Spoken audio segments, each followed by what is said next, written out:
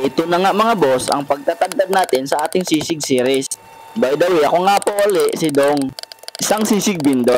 Sa video nga na to mga boss, magtatagdad na naman tayo. Syempre sa pagtatagdad, mas lalo tayong magdubli ingat. At kailangan wag po natin masyadong lakihan yung hiwa. At wag naman po natin masyadong pinuhin. Tara, panoorin natin.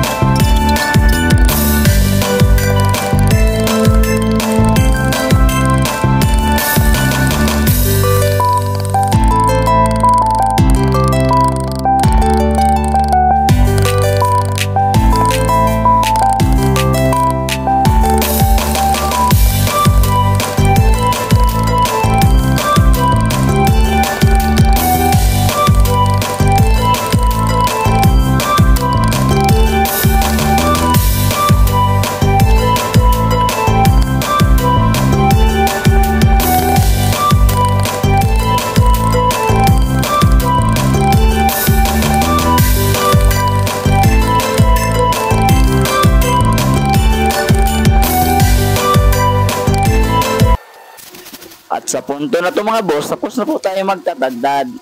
Patuluin lang po natin saglit yung mantika. At pag nakatulo na, syempre ipa-plastic natin at atin namang nitong titimbangin nang malaman natin kung may tutubuin tayo dito.